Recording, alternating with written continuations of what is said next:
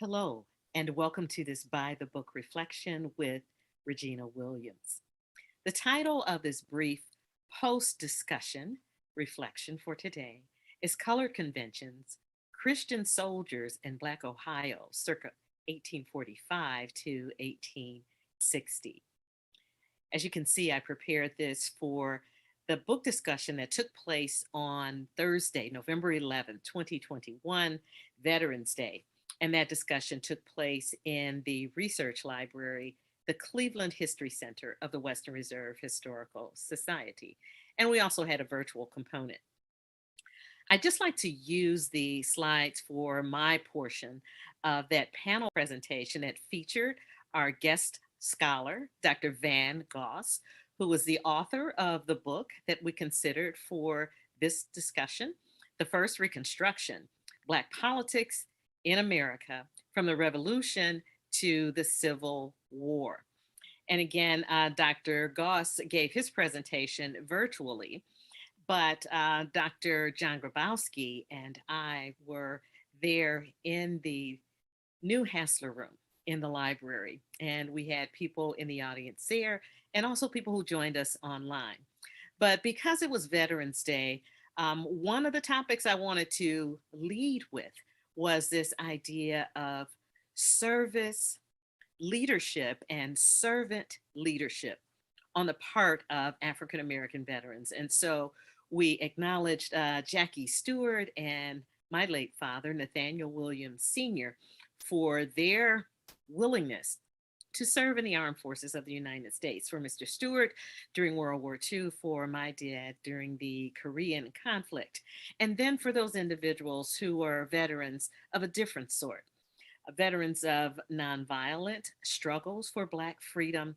I wanted to echo one of the favorite passages of the Reverend Dr. Martin Luther King Jr. during the Vietnam era in American military history, when he went public with his opposition to the war in Southeast Asia. And again, he was quoting from Isaiah. But when I think about these words, I think about some of those nonviolent foot soldiers, if you will, from the civil rights era, including one of Dr. King's colleagues, Bayard Rustin. And again, this is from Isaiah 2:4. And they shall beat their swords into plowshares and spears into pruning hooks. Nation shall not lift up sword against nation, neither shall they learn war anymore. So again, we have a title that's taking us from an era of the first war that gave birth to the United States of America, the Revolutionary War in the 18th century, through this seventh decade of the 19th century, the era of the Civil War, which lasted from 1861 to 1865. But again, on Veterans Day, one of the things I wanted to keep in mind was that Black people fought many battles to secure their freedom and their full citizenship and political rights in the United States of America. And I love this quote that's included in the front matter of that narrative of the life of Frederick Douglass, an American slave, written by himself and published in 1845.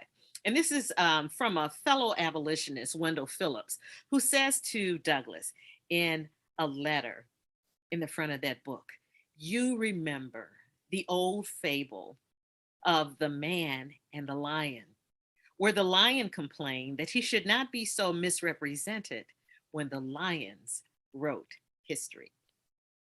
Mr. Wendell Phillips will go on to say, "I am glad that the time has come when the lions write history." And so he too appreciated these first person accounts that are provided by men like Frederick Douglass and other individuals who were enslaved in the United States, stole themselves away from the slaveocracy of the American South, and then joined the abolitionist cause and fought for the liberation of other people who were still in bondage. Certainly because we were in the city of Cleveland having this hybrid discussion with a scholar who was based in Pennsylvania, I wanted also to mention the name of one of the individuals who worked in tandem with Douglass and other Black and white abolitionists and activists of the 19th century, but did a lot of his work here on America's North Coast. So I am also inviting people, in addition to reading the book by Dr. Gosse, The First Reconstruction, to consider this autobiographical account of Mr. John Malvin, who was born a free man of color in Virginia in 1795, but eventually made his way to the state of Ohio in the third decade of the 19th century. And then, after he had spent some time in the greater Cincinnati area, he and his wife, Harriet, made their way to the city of Cleveland, where he became a very successful businessman, had that entrepreneurial spirit, and he was also trained as a minister. And he was one of the founding members of the First Baptist Church of the city of Cleveland in 1833. The autobiography of John Malvin, Free Negro, 1795 to 1880, was edited and had an introduction provided by one of my former colleagues from the history department at Cleveland State University, Dr. Alan Peskin. North into Freedom, one of the original copies, actually, of that 1879 publication, is available to researchers who can make their way to the library at the Western Reserve Historical Society. This is a very telling quote from that very slim autobiography by a Black man, a free Black man who fought for the freedom of other people who were in bondage, people of color in the United States in his time, and also like Harriet Tubman and other agents on the Underground Railroad, helped individuals escape from slavery in the United States to freedom, often in Canada. But here's something that he says in the book that I think speaks volumes about his character and also perhaps his life and legacy as it relates to political empowerment and freedom for Black people. He said, and I quote, "It seems hardly less than a miracle that has been the means of unloosing the shackles of the colored man. I firmly believe it to be the interposition of divine providence wrought through the instrumentality of the Republican Party." John Malvin, that's a name that you're going to find in Dr. Gosse's book. You're also going to find it in the newspapers that are published here in the city of Cleveland. You'll find his name also in the newspapers that are published by Frederick Douglass, the North Star and the Frederick Douglass paper. You will find it also in books and reports and other publications that look at the role of Christian soldiers like John Malvin, if you will, and also Frederick Douglass and other freedom loving Black men of their day who were associated with the colored convention movement. Now, beyond Malvin's lifetime, I also wanted to talk about some of the secondary sources that are high on my reading list. As soon as I finished, this is a great, big, beautiful book by Dr. Gosse, who gave us permission to focus on the section of the book, chapter 11, that deals in a very detailed way with Ohio's contributions to this struggle for Black male political empowerment in the subject time era. I want also to talk about some of the books that relate specifically to Black history here in the city of Cleveland in the state of Ohio, and then another study, very new study, that focuses on this national movement, this colored conventions movement of the 19th century. So let's begin on the far left with this Black Americans in Cleveland, Ohio, classic study by Russell Davis, an educator and a Black leader here in the city of Cleveland. This publication made possible through support from the Western Reserve Historical Society and the Association for the Study of African American Life and History, a group founded by Carter G. Woodson, the father of Black history here in the United States of America. And again, that's a 1972 publication. But another book that seems to have earned a permanent place on the library shelves of many people in the city of Cleveland who are concerned about gaining a better understanding of Black American history and the urban experiences of Blacks in Greater Cleveland is this one.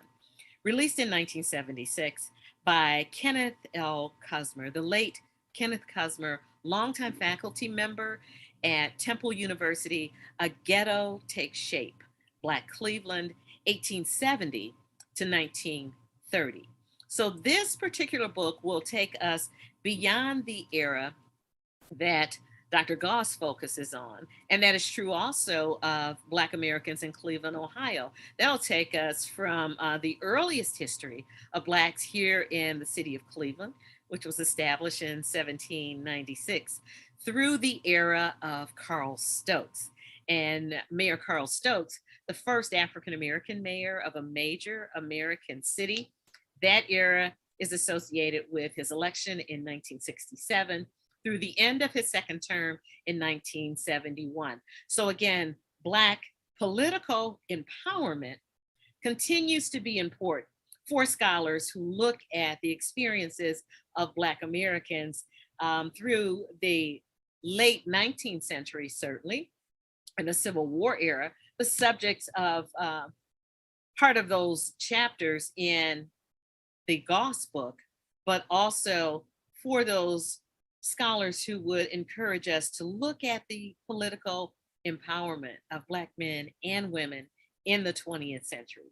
And again, last but not least, on the far right here, I'm inviting people also, not formally part of the By the Book series, but to consider reading this brand new publication as well, The Colored Conventions Movement, Black Organizing in the 19th Century, brand new book related to this Colored Conventions project, and an online project that helps us to understand some of the political activities, and then those activities of people who were not voting, but were nevertheless concerned about racial uplift in the 19th century, including many people who were active in African American faith communities, not the least of which is the African Methodist Episcopal Church, with a lot of activism, again, associated with that particular nationalistic Black congregation founded in the city of brotherly love in Philadelphia. And the first bishop for that particular denomination, Bishop Richard Allen. His is a name also that you will see in Dr. Gosse's book and also in this Colored Conventions Movement book and in the online documents as well. So again, those things that are happening in the eras of Frederick Douglass, his life ending in 1895, and John Malvin, whose life ended in 1880, they continue to inspire the scholars whose works are released in the 20th century. And so here's evidence of that legacy of Clevelander John Malvin for Russell Davis, who was writing in the 1960s and 70s about Blacks here in Cleveland, Ohio. He says, and I quote, "When the Civil War broke out," again, that's in 1861, "Malvin was 66 years of age, but his energy did not lessen. At the ripe old age of 85, Malvin died July 31, 1880 at his residence, 390 Sterling, now East 30th Street. He was buried in Old Erie Street Cemetery after funeral services held at the First Baptist Church." And again, that's an institution where Malvin was one of the 17 founders of that particular church in February of 1833 here in the city of Cleveland. Now it's located, a very beautiful edifice, very large edifice in Cleveland Heights, Ohio. But getting back to our quote, again, in the wake of his passing, we have another important publication, the Cleveland Leader newspaper, devoting 14 inches in its news columns in reporting his death and reviewing his interesting life. Close quote. During our discussion with Dr. Gosse, he mentioned the importance of the historic American newspapers, those historical documents that are now available in databases that made it possible for him to do the kind of exhaustive, meticulous research that resulted in this wonderful book, The First Reconstruction. He said it would not have been possible for him to complete his work. And this is a book that has over 700 pages if we consider both the chapters in the book, the front matter, and the notes at the end of the book. So it's a very important book published by the University of North Carolina Press. And the other thing, in addition to encouraging us to consider the importance of those historical newspapers in producing historical scholarship in the 21st century, Dr. Gosse also invites interested readers who would consider the discussion of Black politics and John Malvin's life within the larger context of 19th century history to go to the website for the UNC Press, where you would be able to read about 70 pages, the first 70 pages of his 700 plus page book, and then perhaps purchase the book if you're interested in doing that after reading the sample. But again, lots of information about the agency and the political activism of Black men like John Malvin and Frederick Douglass and many others in the 19th century, before the Civil War, before Reconstruction, and certainly before the ratification of the 15th Amendment to the Constitution in 1870. And now we have Kenneth Kusmer, again, quoting from a Ghetto Take Shape, that 1976 publication, talking about the legacy of John Malvin. And he said it was John Malvin, known as Father John, by the time of his death in 1880 at 85, who best exemplified both the militancy of the city's early Black leaders and the high degree to which successful Blacks were integrated into the general life of the community. So again, this church, this First Baptist Church, for example, that John Malvin is one of the co-founders of, is an integrated congregation. Sometimes they struggled with race relations, even within that faith community, but John Malvin remained convinced that he could stay in that congregation that he founded and insist that the rights of Black Christians in that church be respected, and refuse to accept any activities associated with segregating people by race within the sanctuary of the First Baptist Church. So very radical. Again, Kenneth Kusmer says he is militant, but he's also a successful businessman here in the city of Cleveland, an activist too, because he is one of those agents on the Underground Railroad. Now, here's the website for that Colored Conventions project that I mentioned. That Colored Conventions movement book that I had on an earlier slide is based on the research associated with this project during the Cleveland meeting in the fall of 1848. Those delegates who had gathered at that convention here on America's North Coast passed Resolution 33, suggesting that women should be invited to participate in all aspects of the Colored Convention movement. Now, it wasn't a perfect movement, and Black women weren't always allowed to participate fully. But again, I think that Resolution 33 from 1848 was a step in the right direction to allowing both men and women to be fully engaged in this struggle for the empowerment of members of the Black community. And then this is my final slide. Again, there are lots of things that we can talk about. I'm sure you'll recall that with the Northwest Ordinance of 1787, there was that language that said that neither slavery nor involuntary servitude would exist in this old Northwest territory, nor any of the states that were to be carved out of it. Ohio was one of the first states to come out of the Northwest Territory, attaining statehood in 1803 and entering the Union as a free state. One of those individuals I have to mention is the gentleman who was here on the left, well aware of his racially mixed ancestry.